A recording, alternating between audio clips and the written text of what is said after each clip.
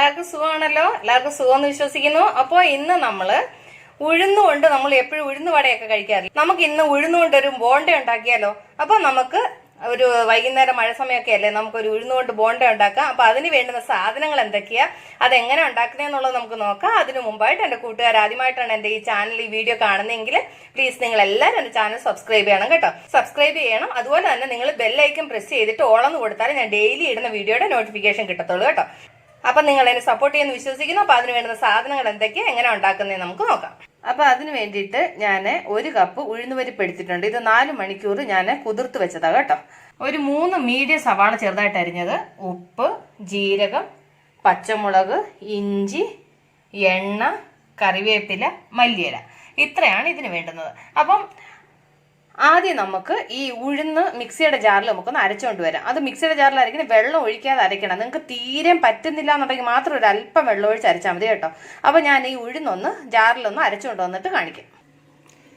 അപ്പോൾ ഞാൻ ഇതുപോലെ അരച്ചുകൊണ്ട് വന്ന് കണ്ട് ഈ തിക്നെസ്സിലാണ് അരച്ചുകൊണ്ട് വന്നത്. ഒരുപാട് വെള്ളം ചേർത്തില്ല. ഞാൻ ഒരു അല്പം വെള്ളം ഒഴിച്ച് തന്നെയാണ് അരച്ചത് കേട്ടോ. കാരണം അത് അങ്ങനെ അരച്ചെടുക്കാൻ പറ്റുന്നില്ലായിരുന്നു. അപ്പോൾ അതിൻ്റെ കൂടെ ഞാൻ കുറച്ച് വെള്ളം ചേർത്ത് ഞാൻ അരച്ചായിരുന്നു. അപ്പോൾ ഇത് ഇനിയുണ്ടല്ലോ നന്നായിട്ട് മിക്സ് ചെയ്യണം.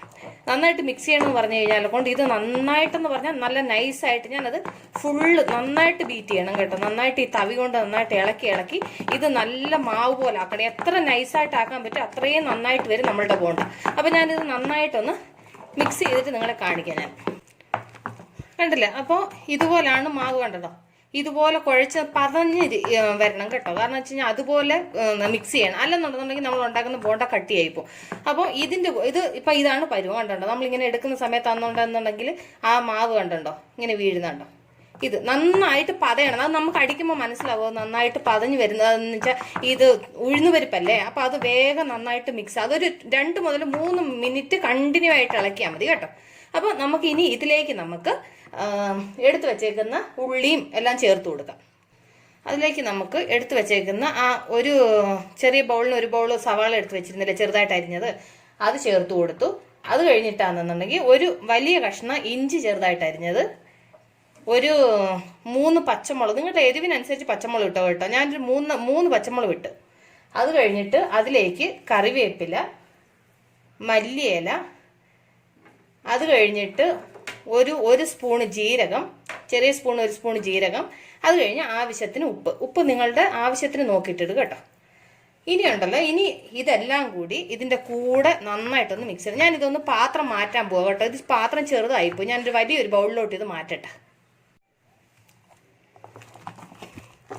അപ്പോൾ ഞാൻ അതിനകത്ത് ഇരുന്ന എല്ലാ സാധനങ്ങളും കൂടെ ഇതിനകത്തോട്ട് മിക്സ് ചെയ്തപ്പം മിക്സ് ചെയ്യുമ്പോഴത്തേന് നിലത്ത് പോകുന്ന പോലെ തോന്നി. അതാ ഞാൻ ബോൾ മാറ്റിയത് കേട്ടോ.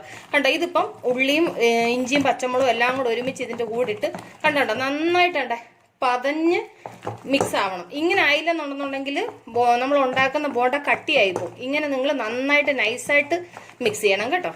അപ്പം ഇത് ആൾറെഡി റെഡി ആയിട്ടുണ്ട്. ഇനി ഞാൻ ഈ നേരത്തിന് നമുക്ക് ഇത് വറുത്തെടുക്കാൻ ഞാൻ ചീനിച്ചട്ടി അടപ്പിലോട്ട് വെച്ചിട്ട് എണ്ണ ചൂടാക്കട്ടെ.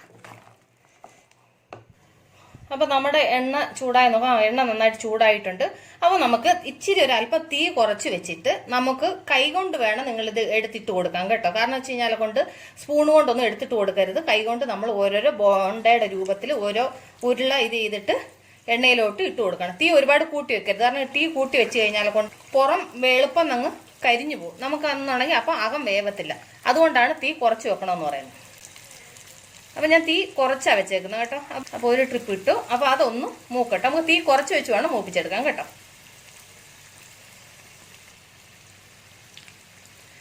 ഒരു സൈഡ് ചെറുതായിട്ട് മൂക്കുമ്പം നമ്മൾ അന്നെന്നുണ്ടെന്നുണ്ടെങ്കിൽ അതൊന്ന് വിടിയിച്ചിട്ട് ഒന്ന് തിരിച്ചിട്ട് കൊടുക്കണം കേട്ടോ. ഒന്ന് ജസ്റ്റ് ഒന്ന് ടച്ച് ചെയ്താൽ മതിയോ, തന്നെ താനെ എന്താ പറയുന്നത് ഈ ബൗൺസായി പോകുന്നത് പോലെ അത് തിരിഞ്ഞോളും. അത് പ്രത്യേകിച്ച് പാടൊന്നുമില്ല കേട്ടോ. ജസ്റ്റ് ഇങ്ങനെ ഒന്ന് ഒരു സൈഡ് മൂത്തെന്നറിയാമ്പോൾ ജസ്റ്റ് ഒന്ന് തിരിച്ചിട്ട് കൊടുത്താൽ മതി കേട്ടോ. അപ്പോൾ ഞാൻ അതെല്ലാം ഇങ്ങനെ ഒന്ന് തിരിച്ചിട്ട് കൊടുക്കട്ടെ. അത് ഇട്ട ഉടനെ തിരിക്കല്ലേ.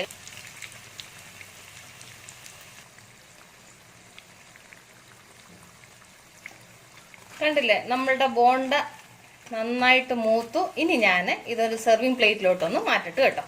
സെർവിങ് പ്ലേറ്റിലോട്ട് മാറ്റിയിട്ട് ബാക്കി നമുക്ക് ഇതുപോലെ വറുത്തെടുക്കാം. അപ്പോൾ നമ്മുടെ ഉഴുന്ന് ബോണ്ട റെഡി ആയിട്ടുണ്ട്. നന്നായിട്ട് ഫ്രൈ ആയി. ഞാനിത് കഴിഞ്ഞ് നന്നായിട്ട് മൂത്ത് കേട്ടോ. ഇനിയിപ്പോൾ നമുക്കിത് കോരി വെച്ച് ഒന്ന് സെർവിങ് പ്ലേറ്റിലോട്ട് മാറ്റാം. ഞാൻ അങ്ങനെ സ്റ്റൗ ഓഫ് ചെയ്യാം കേട്ടോ.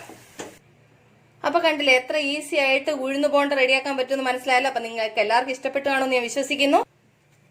കണ്ടോ എത്ര സ്മൂത്ത് ആയിട്ട് ക്രിസ്പി ആയിട്ടുണ്ടെന്ന് കണ്ടോ.